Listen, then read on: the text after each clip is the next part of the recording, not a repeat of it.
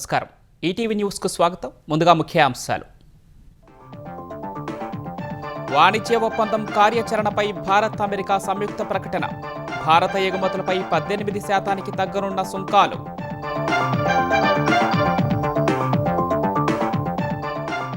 America నుంచి దిగుమతులపై సుంకాలు తగ్గించనున్న భారత్. వచ్చే 5 ఏళ్లలో $500 బిలియన్ విలువైన వస్తువుల కొనుగోలు.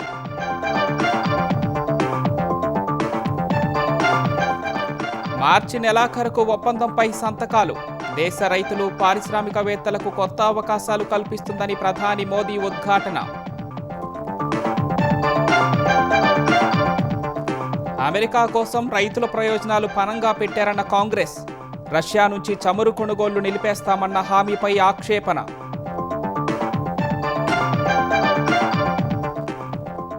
వైసీపీ నేత జోగి రమేష్పై ఇబ్రహీంపట్నం పోలీస్ స్టేషన్లో non bailable case. Public nuisance కలిగించినందుకు నమోదు.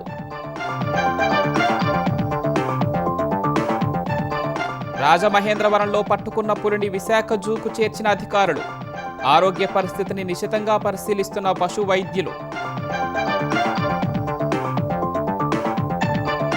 తెలంగాణలో పతాక స్థాయికి చేరిన మున్సిపల్ ప్రచారం. కాసేపట్లో వికారాబాద్లో రేవంత్ రెడ్డి సభ. ఇంటింటికి వెళ్లి ఓట్లు అడుగుతున్న బీఆర్ఎస్ నేతలు.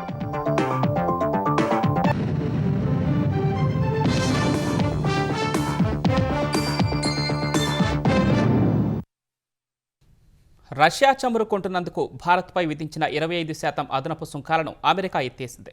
ఈ మేరకు కార్యనిర్వాహక ఆదేశాలపై ట్రంప్ సంతకం చేయడంతో ఉత్తర్వులు నేటి నుంచి అమల్లోకి వచ్చాయి. భారతీయ ఎగుమతిదారులకు పెద్ద ఊరటనిచ్చాయి. ఇదే సమయంలో భారత్ అమెరికా మధ్య తాత్కాలిక వాణిజ్య ఒప్పందానికి సంబంధించిన ఆచరణాత్మక విధానాన్ని ఖరారు చేసినట్లు ఇరు దేశాలు ప్రకటించాయి. ఒప్పందం అమల్లోకి వచ్చిన నాటి నుంచి భారతీయ వస్తువులపై 18% సుంకాలు అమల్లోకి రానున్నాయి. భారత్తో వాణిజ్య ఒప్పందం కుదిరిందని అమెరికా అధ్యక్షుడు ట్రంప్ ప్రకటించిన నేపథ్యంలో ఒప్పందం అమలుకు సంబంధించిన కార్యాచరణ ప్రక్రియకు ఇరు దేశాలు తుది రూపునిచ్చాయి. ఈ మేరకు ఇరు దేశాలు ఉమ్మడి ప్రకటన చేశాయి. మధ్యంతర వాణిజ్య ఒప్పందం అమల్లోకొస్తే భారతీయ వస్తువులపై అమెరికా విధిస్తోన్న సుంకాలు 18% తగ్గుతాయి. బదులుగా అమెరికాకు చెందిన వస్తువులపై భారత్ సుంకాలు ఎత్తివేయడం లేదా తగ్గించడం చేస్తుందని అగ్రరాజ్యం ప్రకటించింది. వీటిలో పారిశ్రామిక ఉత్పత్తులు, ఆహారం, వ్యవసాయ ఉత్పత్తులు, పశువులు, కోళ్లు, చేపలకు ఉపయోగించే దాణా, పశుదాణాకు ఉపయోగించే ఎర్రజొన్న ఉన్నాయి. ట్రీ నట్స్, తాజా పండ్లు, శుద్ధి చేసిన పండ్లు, సోయాబీన్ నూనె, వైన్, స్పిరిట్స్ వంటి వాటిపై భారత్ సుంకాలు ఎత్తివేయడం లేదా తగ్గిస్తుందని అమెరికా తెలిపింది. భారత్ అమెరికా ఉమ్మడి ప్రకటన ప్రకారం వచ్చే 5 ఏళ్లలో అమెరికా నుంచి భారత్ $500 బిలియన్ విలువైన ఇంధన ఉత్పత్తులు, విమానాలు, విమాన విడిభాగాలు, విలువైన లోహాలు, సాంకేతిక ఉత్పత్తులు, కుకింగ్ కోల్ కొనుగోలు చేస్తుంది. మధ్యంతర ఒప్పందం ఇరు దేశాలకు ఉపయుక్తంగా ఉంటుందని ఉమ్మడి ప్రకటన తెలిపింది. ఇదే సమయంలో రష్యా చమురును కొంటున్నందుకు గతేడాది ఆగస్టులో భారత్పై విధించిన 25% అదనపు సుంకాలను అమెరికా అధ్యక్షుడు డొనాల్డ్ ట్రంప్ తొలగించారు. ఈ మేరకు కార్యనిర్వాహక ఉత్తర్వులపై సంతకం చేశారు. మాస్కో నుంచి చమురు కొనుగోలు నిలిపివేతకు ఢిల్లీ చెప్పుకోదగిన చర్యలు తీసుకున్నందున అమెరికా కాలమానం ప్రకారం ఫిబ్రవరి 7 అర్ధరాత్రి తర్వాతి నుంచి అమెరికాలోకొచ్చే భారతీయ వస్తువులపై 25% అదనపు సుంకం వర్తించదని తెలిపారు. ఆ ఉత్తర్వులు ఇప్పటికే అమల్లోకొచ్చాయి. ఇదే సమయంలో రష్యా నుంచి నేరుగా లేదా పరోక్షంగా భారత్ చమురు కొంటే తిరిగి సుంకాలు విధిస్తామని కూడా ట్రంప్ తన ఆదేశాల్లో హెచ్చరించారు. 25% అదనపు సుంకాలు తొలగింపు, మధ్యంతర వాణిజ్య ఒప్పందం భారతీయ నేత వస్త్రాలు, దుస్తులు, పాదరక్షలు, ప్లాస్టిక్, రబ్బరు, ఆర్గానిక్ కెమికల్స్, గృహాలంకరణ వస్తువులు, హస్తకళలు, కొన్ని రకాల మెషిన్ల ఎగుమతికి ఊతమిస్తుంది. ఫార్మాస్యూటికల్స్, రత్నాలు, వజ్రాలు, విమాన విడిభాగాలు వంటి వస్తువులపై అమెరికా విధించే సుంకాలు 0కు చేరతాయి. తద్వారా మేక్ ఇన్ ఇండియా పోటీతత్వం మరింత పెరగనుంది. సెక్షన్ 232 ప్రకారం విమాన విడిభాగాలపై టారిఫ్ రేటు కోటా కారణంగా ఆటో విడిభాగాలు, జెనరిక్ ఫార్మాస్యూటికల్స్ పై సుంకాలను అమెరికా మినహాయిస్తుంది. ఇదే సమయంలో సున్నితమైన వ్యవసాయం, పాడి ఉత్పత్తులు, మొక్కజొన్న, గోధుమ, బియ్యం, సోయా, పౌల్ట్రీ, చీజ్, ఇథనాల్, పొగాకు, కొన్ని రకాల కూరగాయలు, మాంసం వంటి ఉత్పత్తులను భారత్ పరిరక్షించినట్లు వాణిజ్య శాఖ మంత్రి పీయూష్ గోయల్ తెలిపారు. ఒప్పందం ప్రకారం అమెరికాకు చెందిన వివిధ రంగాల ఉత్పత్తులపై భారత్ సుంకాలను ఎత్తివేయనుంది. కొన్ని రంగాల్లో సుంకాలను భారత్ తగ్గించనుంది. కొన్నింటికి రాయితీలివ్వనుంది. వాణిజ్య ఒప్పందం ద్వారా అమెరికా అధ్యక్షుడు ట్రంప్ అమెరికా రైతులు, ఉత్పత్తిదారులకు ప్రపంచంలోని అతిపెద్ద ఆర్థిక వ్యవస్థలో ఒకటైన భారత్లోకి అవకాశాలు కల్పించారని United States trade representative USTR పేర్కొంది. మధ్యంతర వాణిజ్య ఒప్పందం ఫ్రేమ్వర్క్ ను ఇరు దేశాలు వెంటనే అమలు చేస్తాయని ఉమ్మడి ప్రకటన తెలిపింది. ఇరు దేశాలకు ఉపయుక్తమైన ద్వైపాక్షిక వాణిజ్య ఒప్పందం BTAను దృష్టిలో ఉంచుకొని మధ్యంతర ఒప్పందాన్ని ఖరారు చేసేందుకు పనిచేస్తాయని వెల్లడించింది.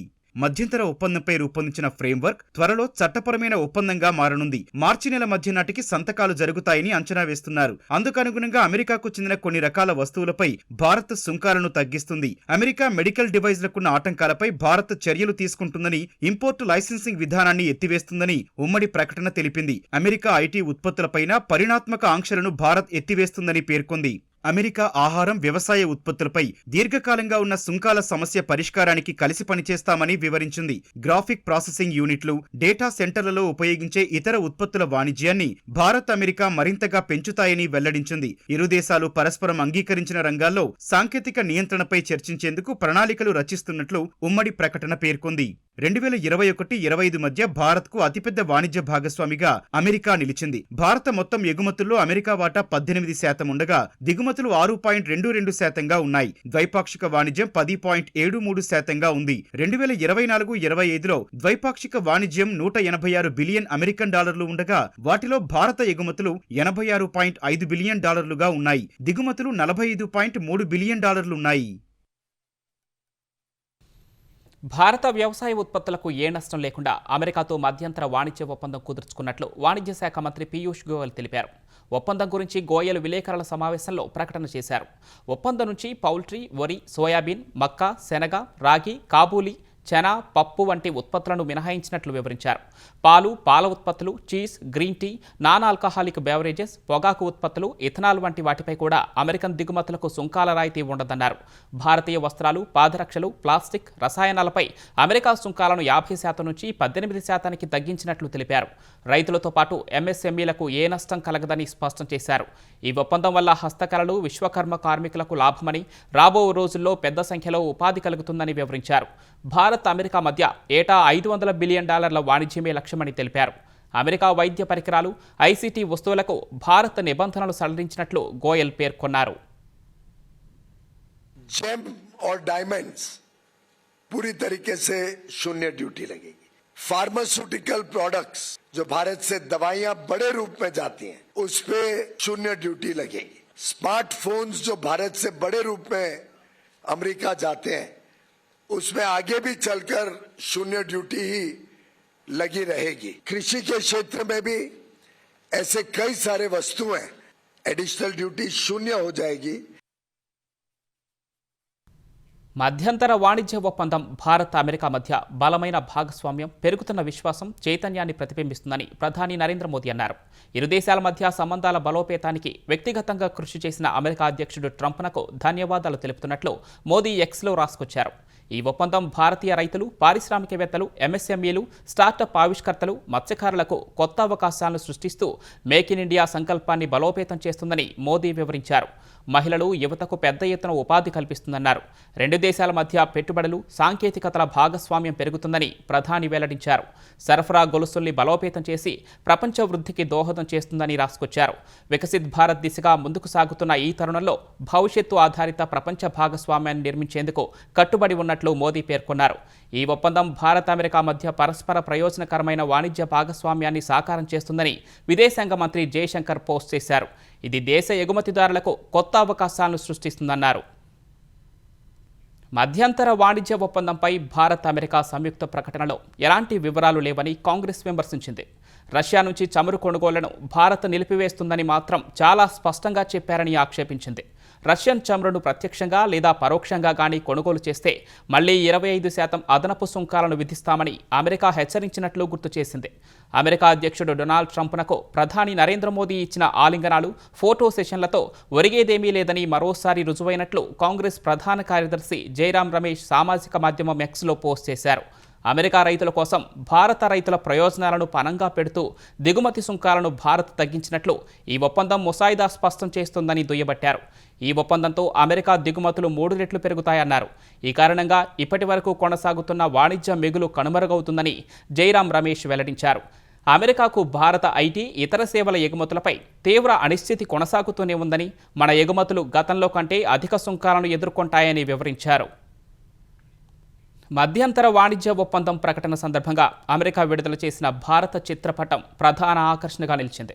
పాకిస్తాన్ ఆక్రమిత కాశ్మీర్ సహా చైనా తమదని చెప్పుకుంటున్న ఆక్సై చిన్ ప్రాంతాన్ని కూడా భారత భూభాగంగా సూచిస్తూ అమెరికా వాణిజ్య ప్రతినిధి కార్యాలయం ఈ మ్యాప్ను విడుదల చేసింది.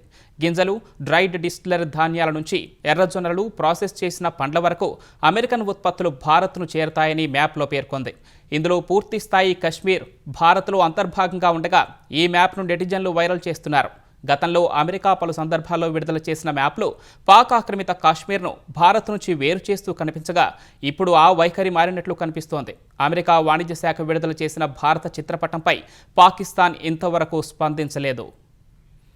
తుళ్లూరు మండలం ఉద్దండరాయునుపాళెం గ్రామంలో క్వాంటమ్ వ్యాలీ భవన నిర్మాణానికి ముఖ్యమంత్రి చంద్రబాబు, కేంద్ర మంత్రి జితేందర్ సింగ్ శంకుస్థాపన చేశారు. ప్రపంచ క్వాంటమ్ టెక్నాలజీ రంగంలో ఏపీని అగ్రగామిగా నిలిపే లక్ష్యంతో అమరావతి క్వాంటమ్ వ్యాలీకి రూపకల్పన చేశారు. క్వాంటమ్ వ్యాలీకి ప్రభుత్వం 50 ఎకరాలు కేటాయించింది. భారతదేశపు మొదటి 133 క్యూబిక్ క్వాంటమ్ కంప్యూటర్ను అమరావతికి తీసుకురావడంలో ఐబీఎం, టీసీఎస్, ఎల్ఎన్టీ సంస్థలు కీలకంగా వ్యవహరించాయి. Quantum computing, quantum communications, quantum sensors, artificial intelligence, cyber security, defence, health care, finance వంటి కీలక రంగాల్లో పరిశోధన చేయనున్నారు. ఆగస్టు నాటికి క్వాంటమ్ వ్యాలీ భవనం సిద్ధం చేసి డిసెంబర్ కల్లా క్వాంటమ్ కంప్యూటర్ను ఏర్పాటు చేయనున్నారు. వైసీపీ నాయకుడు, మాజీ మంత్రి జోగి రమేష్పై ఎన్టీఆర్ జిల్లా ఇబ్రహీంపట్నం పోలీస్ స్టేషన్లో నాన్ బెయిలబుల్ కేసు నమోదైంది. జగన్ పరామర్శ యాత్రలో భాగంగా బైక్ ర్యాలీ, జన సమీకరణ, ప్రజలకు ఇబ్బందులు కలిగించడమే కాకుండా పోలీసు విధులకు ఆటంకం కలిగించారని ఎస్ఐ రవివర్మ చేసిన ఫిర్యాదు మేరకు పలు సెక్షన్ల కింద కేసులు నమోదు చేశారు. రోడ్లను బ్లాక్ చేశారని, సామాన్య ప్రజలకు ఇబ్బందులు కలిగించారని, సున్నిత ప్రాంతాల్లో రెచ్చగొట్టేలా వ్యవహరించారని తన ఫిర్యాదులో వెల్లడించారు. పబ్లిక్ న్యూసెన్స్ క్రియేట్ చేసినందుకు జోగి రమేష్పై కేసు పెట్టారు. నిన్న జగన్ పరామర్శ యాత్ర అడుగడుగున పోలీసులను కవ్విస్తూ రెచ్చగొట్టేలా సాగింది. జగన్ పరామర్శ యాత్రలో వైసీపీ కార్యకర్తలు బరితెగించారు. జాతీయ రహదారిపై అడ్డంగా వాహనాలు పార్కింగ్ చేసి సాధారణ ప్రయాణికులకు గంటల తరబడి నరకం చూపించారు. ప్రజల ఇబ్బందులు, వాహనాల రద్దీని దృష్టిలో ఉంచుకొని దారి మార్చినా పరామర్శ యాత్రలో తీరు మార్చుకోలేదు. అరగంట పరామర్శకు 6 గంటల పాటు నరకం చూపించారు. విజయవాడ బైపాస్ సహా విజయవాడ, హైదరాబాద్ జాతీయ రహదారిలో వాహనదారులు గంటల తరబడి ముందుకు కదలలేకపోయారు. పోలీసు నిబంధనలను ఎక్కడా జగన్ పట్టించుకోలేదు. బూతులు తిట్టి రెచ్చగొట్టిన వారి పరామర్శకు వెళ్తూ విద్వేషాల వెనుక తానే ఉన్నానని జగన్మోహన్ రెడ్డి చాటుకుంటున్నారని ఆంధ్రప్రదేశ్ ఎక్సైజ్ శాఖ మంత్రి కొల్లు రవీంద్ర ఆరోపించారు. బూతుల వల్లే వైసీపీ 151 నుంచి 11కి పడిపోయిందని విమర్శించారు. బాబాయిని హత్య చేయించి 18 గంటలు ప్రయాణం చేసిన తరహాలోనే నిన్న 25 కిలోమీటర్ల దూరానికి గంటలు ప్రయాణించారని మంత్రి రవీంద్ర దుయ్యబట్టారు. ఇవాళ అరాచక పాలన చేసినటువంటి వ్యక్తి జగన్మోహన్ రెడ్డి. ఆ రోజున తెలుగుదేశం పార్టీ కార్యాలయం మీద దాడులు చేయించావు. ఆనాడు చంద్రబాబు నాయుడు గారి ఇంటి మీద జోగి రమేష్ వెళ్ళి దాడి చేయడానికి ప్రయత్నం చేశాడు. అతనికి తీసుకెళ్లి మంత్రి పదవి ఇచ్చావు. మరి ఒక అభంశుభం తెలియనటువంటి నీ కారు కింద చనిపోతే సింగయ్యని ఏం పరామర్శించావు? వెళ్ళి సింగయ్య కుటుంబాన్ని పరామర్శించావా? ఒక అరాచక శక్తుల్ని మీరు ప్రోత్సహించడానికి ఈ పరామర్శలు పెట్టుకుంటున్నారా? పనికిరాని చెత్త నాయకులు మంత్రి పదవులు చేసిన జిల్లాల గురించి పట్టించుకోలే. మీరు చేసినటువంటి తప్పిదాలు, పాపాలు ఎప్పటికీ మీకు వైఎస్ఆర్ పార్టీ భూస్థాపితం మీరే చేసుకున్నారు మీ చేతులారా. ఇంకా శాశ్వతంగా భూస్థాపితం అవుద్దని చెప్పి తెలియజేస్తాం. తెలంగాణలో మున్సిపల్ పోలింగ్ సమీపిస్తున్న వేళ అభ్యర్థులు ఎన్నికల ప్రచారం ఉధృతం చేశారు. ఇంటింటికి తిరుగుతూ ఓటర్లను ప్రసన్నం చేసుకుంటున్నారు. పెద్దపల్లి జిల్లా రామగుండం కార్పొరేషన్లో స్వతంత్ర అభ్యర్థి ఇంటింటికి తిరుగుతూ ఓటర్ల కాళ్లు పట్టుకుని ఓట్లు అభ్యర్థిస్తున్నారు. జగిత్యాల జిల్లా మెట్పల్లి మున్సిపాలిటీలో జనసేన అభ్యర్థుల తరపున గబ్బర్ సింగ్ సినిమా కమెడియన్ సాయి కుమార్, రమేష్ ప్రచారం చేశారు. కరీంనగర్ జిల్లా మల్కాపూర్, లక్ష్మీపూర్ డివిజన్లలో కేంద్ర మంత్రి బండి సంజయ్ ప్రచారం నిర్వహించారు. మున్సిపల్ ఎన్నికల్లో కాంగ్రెస్ గెలిస్తే ప్రజలపై పన్నుల భారం మోపుతుందని సంజయ్ ఆరోపించారు. కుమరం భీం జిల్లా కాగజ్ నగర్లో మహారాష్ట్ర సీఎం ఫడ్నవీస్ బీజేపీ అభ్యర్థుల తరపున నిర్వహించిన బహిరంగ సభలో పాల్గొన్నారు. మున్సిపాలిటీ ఎన్నికల్లో బీజేపీ అభ్యర్థులను గెలిపించాలని ఫడ్నవీస్ కోరారు. వికారాబాద్ జిల్లా పరిగిలో నేడు సీఎం రేవంత్ రెడ్డి మున్సిపల్ ఎన్నికల ప్రచార సభలో పాల్గొననున్నారు. సిద్దిపేట జిల్లా హుస్నాబాద్ మున్సిపాలిటీలో మంత్రి పొన్నం ప్రభాకర్ విస్తృత ప్రచారం చేశారు. గౌరెల్లి ప్రాజెక్టు ద్వారా కాలువలకు నీరందకపోతే వచ్చే ఎన్నికల్లో ఓట్లడగనని స్పష్టం చేశారు. పరకాల మున్సిపాలిటీలో మాజీ ఎమ్మెల్యే చల్లా ధర్మారెడ్డి సతీమణి జ్యోతి ప్రచారంలో పాల్గొన్నారు. గజ్వేల్ ప్రజ్ఞాపూర్ మున్సిపల్ ఎన్నికల ప్రచారంలో పాల్గొన్న మాజీ మంత్రి హరీష్ రావు కాంగ్రెస్ బీజేపీలపై తీవ్ర స్థాయిలో విమర్శలు గుప్పించారు. మాట్లాడితే రేవంత్ రెడ్డి నోట్ల అబద్ధాలే, బీజేపీ వాళ్ళ అబద్ధాలే. ఒక్కడన్నా నియత మాట మాట్లాడిందా? నిన్న ఒక బీజేపీ ఎంపీ వచ్చి అంటాడు మిషన్ కాకతీయ కింద చెరువులు బాగా చేసిండు కేసీఆర్, 55,000 కోట్లు తిన్నాడు కేసీఆర్ అంటాడు. మిషన్ కాకతీయ చెరువుల మీద పెట్టిన ఖర్చే 5,000 కోట్లు, ఖర్చు పెట్టింది 5,000 50,000 తింటారు ఎవడన్నా? అది కాళేశ్వరం ప్రాజెక్టు కట్టక ముందు పాండవుల చెరువుల సుక్క నీళ్లు ఉండునా? మల్లన్న సాగర్ లో నీళ్లు ఉండునా? గజ్వేల్ పంటలు వండునా? మనం బోరేస్తే 400 ఫీట్లు వేస్తే సుక్క నీళ్లు వచ్చునా? ఇలా కాళేశ్వరం కట్టినాక బంగారం వల్ల పంటలు పండుతున్నాయి మన మెదక్ జిల్లాలో. కాళేశ్వరంలో పెట్టిందే 82-84 కోట్ల ఖర్చు, 1,00,000 కోట్లు తిన్నారని బదనాం చేస్తారు. అంటే ఏం చేయొద్దు, మీ లెక్క దద్దమ్మ లెక్క కూర్చోవాలి, ప్రజలకు ఏం పని చేయొద్దా? కేసీఆర్ కాళేశ్వరం కట్టిండి కనుక ఇలా బంగారం వల్ల పంటలు పండుతున్నాయి మా మెదక్ జిల్లాలో. బంగారం వల్ల మా రైతులు బతుకుతున్నారు. ఇలా భూముల ధరలు పెరిగినాయి కేసీఆర్ వచ్చినాక. వైసీపీ హయాంలో తిరుమల ప్రసాదం తయారీ నెయ్యి కొనుగోలు నిబంధనలు మార్చినందునే కల్తీ జరిగిందని జనసేన ఎమ్మెల్సీ నాగబాబు ఆరోపించారు. కల్తీ వ్యవహారం, సిట్ నివేదిక, వైసీపీ అసత్య ప్రచారాలపై ఆయన ఓ ప్రకటన విడుదల చేశారు. ప్రభుత్వంలో అవినీతి చేసిన వైసీపీ టీటీడీ వంటి పవిత్రమైన సంస్థ విషయంలో కూడా తప్పులు చేసిందన్నారు. దైవభక్తి, పాపభీతి లేని వాళ్లే ఇలాంటి చర్యలకు పాల్పడతారని నాగబాబు విమర్శించారు. ఎన్డీడీబీ నివేదిక ప్రకారమే చంద్రబాబు, పవన్ కళ్యాణ్ మాట్లాడుతున్నారని స్పష్టం చేశారు. వైసీపీ వాళ్లు వక్రభాష్యాలు చెబుతున్నారని ఆక్షేపించారు. 2024లో ఎన్డీడీబీ సిఐఎల్ఎఫ్ నివేదికలో ఏముంది అంటే నెయ్యి కల్తీ జరిగిన మాట వాస్తవం అని చెబుతూ అలా జరగడానికి 5 కారణాల్లో 4 కారణాలుగా beef tallow, pig fat, fish oil లాంటి పదార్థాలు ఉండటం అని స్పష్టంగా చెప్పింది. ఇప్పుడు వచ్చిన సిట్ ఛార్జ్ షీట్ లో ఎక్కడా కూడా ఎన్డీడీబీ సిఐఎల్ఎఫ్ నివేదిక తప్పు అని చెప్పలేదే. సిట్ ప్రస్తుతం ఎన్డీఆర్ఐ ద్వారా చేయించింది లార్డ్ అంటే పందికొవ్వు టెస్ట్ మాత్రమే. అది కూడా 10% కంటే తక్కువ ఉంటే మేము చెప్పలేము అనిందే తప్ప ఇతిమిద్దంగా లేదు అని తేల్చలేదు. లేదు అని తేల్చుంటే మాకన్నా సంతోషపడేవాళ్ళు ఇంకెవరూ లేరు. ఇప్పుడు జరిగింది nuclear DNA based PCR test మాత్రమే. ఇంకా ఎంటీ డిఎన్ఏ బేస్డ్ టెస్ట్ జరగాలి. ఎన్డీడీబీ రిపోర్ట్లో చెప్పిన అన్ని జంతు పదార్థాలకు జరగాలి. అప్పుడే ష్యూరిటీ, శాంక్టిటీ ఎస్టాబ్లిష్ అవుతాయి. అసలు మన ప్రభుత్వం, ప్రజలు కోరుకునేది ఒకటే, అసలు ఎందుకు టీటీడీ రూల్స్ చేంజ్ చేసి అనర్హులు కాంట్రాక్ట్ ఇచ్చింది అని. ఫేక్ గీతో ఎందుకు స్వామివారి ప్రసాదం తయారు చేశారు అని. స్వామివారి సేవలో ఉంటూ డబ్బు 250 కోట్ల స్కామ్ ఎందుకు చేశారు. ఇవన్నీ అపచారాలు కాదా? వీటిలో ఒక్కదానికైనా వైఎస్ఆర్సీపీ నాయకుల దగ్గర సమాధానం ఉందా? లేదు. ఎంతసేపు సిట్ ఛార్జ్ షీట్ లో ఉన్న ఒక సగం టెస్ట్ రిపోర్ట్ మాత్రమే చెప్పి తప్పించుకోవాలనే తాపత్రయం తప్ప జరిగిన పాపాల పట్ల చిన్న బాధ కూడా లేదు. అది ఇంకా దారుణం. తూర్పుగోదావరి జిల్లా రాజమహేంద్రవరం పరిసర గ్రామాల ప్రజల్ని వణికించిన పెద్ద పులిని విశాఖ జూకు తరలించారు. పులిని బంధించేందుకు అటవీశాఖ అధికారులు తీవ్రంగా శ్రమించారు. పుణె, ఢిల్లీ నుంచి వచ్చిన నిపుణుల బృందం నిన్న పులిని బంధించింది. కొత్త చెరువు వద్ద బంధించిన పులిని రాత్రి వేళలో జాతీయ రహదారి మీదుగా ఈ ఉదయానికి విశాఖ జూలోని రెస్క్యూ సెంటర్కు తరలించారు. జూలోని జంతు వైద్యులు పెద్ద పులి ఆరోగ్యంపై దృష్టి పెట్టారు. అటవీ ప్రాంతంలో తిరిగే పులి జనాల్లో సంచరించి పట్టుకున్న తర్వాత దాని ప్రవర్తనకు తగ్గట్టు చికిత్సనందిస్తున్నారు. సాధారణంగా ఈ పరిస్థితిలో పెద్ద పులి తీవ్ర ఒత్తిడికి గురవుతుందని జూ వైద్యాధికారులు చెబుతున్నారు. దాన్ని సాధారణ స్థితికి తెస్తామని తెలిపారు. తెలంగాణ జనగామ జిల్లాలో పెద్ద పులి సంచారం మరోసారి కలకలం సృష్టించింది. 3 రోజులుగా జిల్లాలో సంచరిస్తున్న పెద్ద పులి నర్మేట మండలం అమ్మాపూర్లో ఇర్రి చంద్రారెడ్డి అనే రైతు పొలం వద్ద కట్టేసిన 2 దూడలను చంపేసింది. అధికారులు ఘటనా స్థలానికి చేరుకుని పాదముద్రలను సేకరించారు. పులి అడుగుల ద్వారా అన్వేషణ సాగిస్తున్నట్లు తెలిపారు. ప్రస్తుతం జనగామ జిల్లా దాటి సిద్దిపేట జిల్లా మద్దూరు మండలంలోకి పులి ప్రవేశించినట్లు అధికారులు అంచనా వేస్తున్నారు. నిన్నటి వరకు ఈ పులి యాదాద్రి భువనగిరి జిల్లాలో సంచరించింది. హైదరాబాద్ నాంపల్లిలోని ఫోరెన్సిక్ సైన్స్ ల్యాబొరేటరీ ఎఫ్ఎస్ఎల్లో అగ్ని ప్రమాదం జరిగింది. ఎఫ్ఎస్ఎల్లోని కంప్యూటర్ ల్యాబ్లో విద్యుదాఘాతంతో మంటలు చెలరేగగా ఈ సమాచారం అందుకున్న అగ్నిమాపక శాఖ అధికారులు హుటాహుటిన అక్కడకు చేరుకున్నారు. అగ్నిమాపక శకటాల సాయంతో మంటలను అదుపులోకి తెచ్చారు. ఎఫ్ఎస్ఎల్ను పరిశీలించిన ఖైరతాబాద్ డీసీపీ శిల్పవల్లి ఎఫ్ఎస్ఎల్ మొదటి అంతస్తులో అకస్మాత్తుగా మంటలు చెలరేగినట్లు చెప్పారు. వెంటనే సిబ్బందిలో ఒకరు మంటలను ఆర్పేందుకు ప్రయత్నించినా సాధ్యం కాలేదన్నారు. ఆ ఉద్యోగి స్వల్ప గాయాలతో బయటపడి సురక్షితంగా ఉన్నట్లు తెలిపారు. అగ్నిమాపక శాఖ సిబ్బంది తీవ్రంగా శ్రమించి మంటలను అదుపులోకి తెచ్చారన్న శిల్పవల్లి ఆధారాలు, పరికరాల దగ్ధానికి సంబంధించి స్పష్టత రావాల్సి ఉందని తెలిపారు. సిద్దిపేట జిల్లా కొండపాకకు చెందిన గడీల రఘువీర్ రెడ్డి, అన్వేష్ రెడ్డి తనను బెదిరిస్తున్నారని కాంగ్రెస్ సీనియర్ నేత కె కేశవరావు కుమారుడు వెంకటేశ్వరరావు బంజారాహిల్స్ పోలీస్ స్టేషన్లో ఫిర్యాదు చేశారు. బంజారాహిల్స్ రోడ్ నెంబర్ 12లోని 1000 చదరపు గజాల తన నివాస స్థలం పక్కనే ఉన్న తన సోదరి కవితారావుకు చెందిన 425 చదరపు గజాల స్థలానికి సంబంధించిన విషయంలో హైకోర్టులో కేసు నడుస్తోంది. ఈ స్థలంలో 1992 నుంచి తాము నివాసం ఉంటూ ఉండగా ఆ స్థలాన్ని గత ప్రభుత్వం ప్రత్యేకంగా జీవో 56 విడుదల చేసి క్రమబద్ధీకరించినట్లు వెంకటేశ్వరరావు తెలిపారు.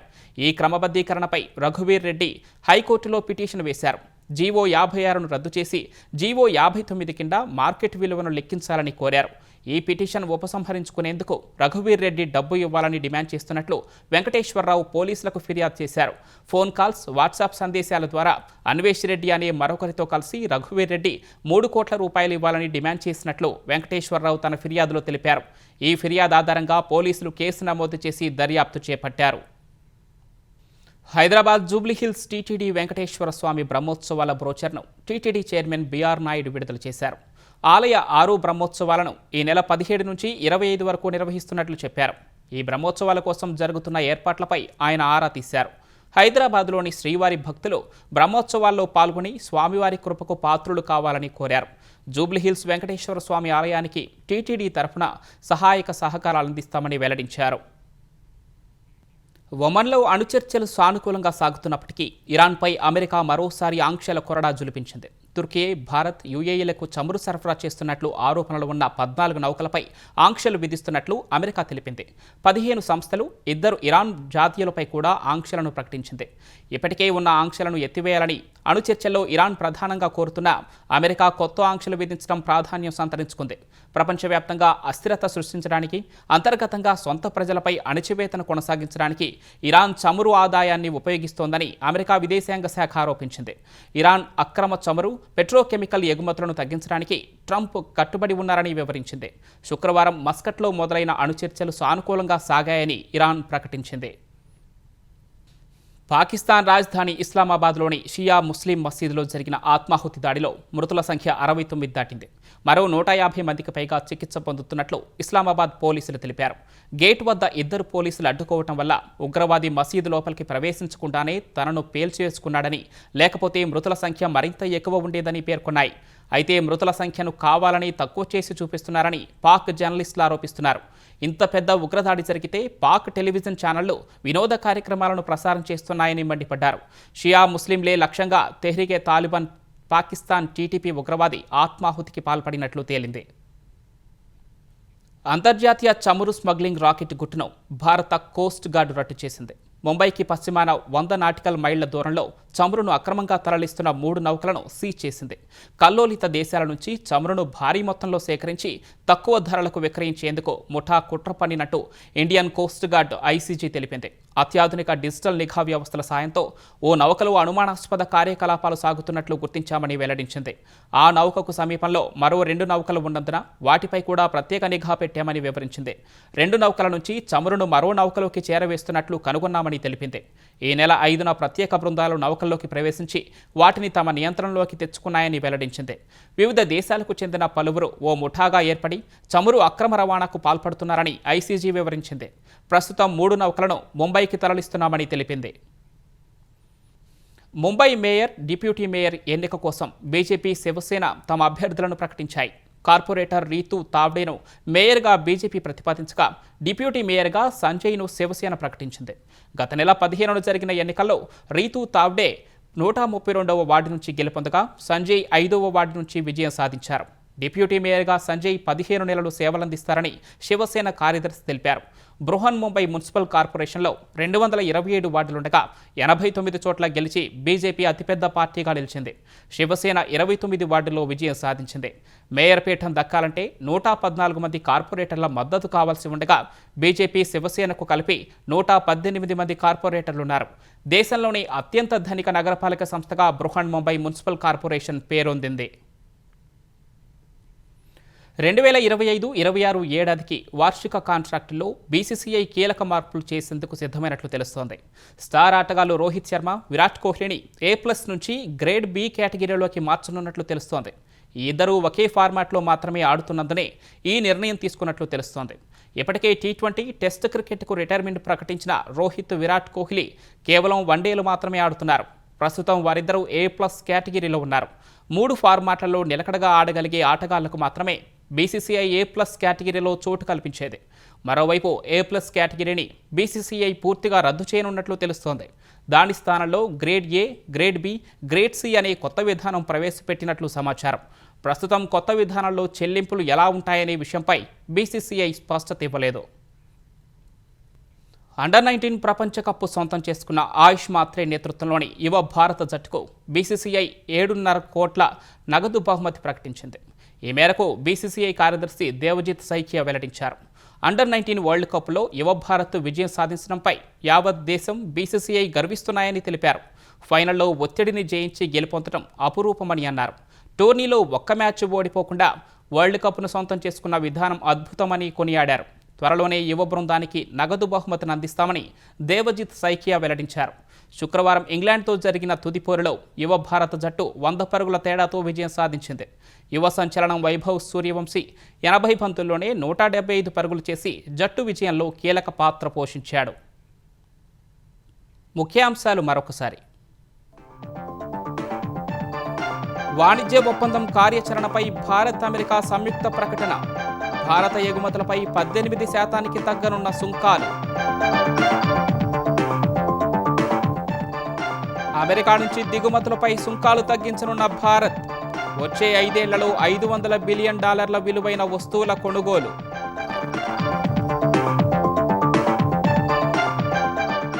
మార్చి నెలాఖరుకు ఒప్పందంపై సంతకాలు.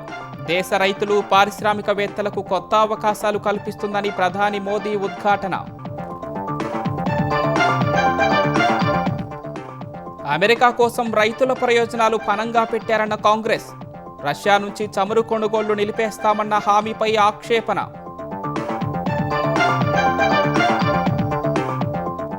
వైసీపీ నేత జోగి రమేష్పై ఇబ్రహీంపట్నం పోలీస్ స్టేషన్లో non bailable case. Public nuisance కలిగించినందుకు నమోదు. రాజమహేంద్రవరంలో పట్టుకున్న పులిని విశాఖ జూకు చేర్చిన అధికారులు. ఆరోగ్య పరిస్థితిని నిశితంగా పరిశీలిస్తున్న పశు వైద్యులు. తెలంగాణలో పతాక స్థాయికి చేరిన మున్సిపల్ ప్రచారం. కాసేపట్లో వికారాబాద్లో రేవంత్ రెడ్డి సభ. ఇంటింటికి వెళ్లి ఓట్లు అడుగుతున్న బీఆర్ఎస్ నేతలు.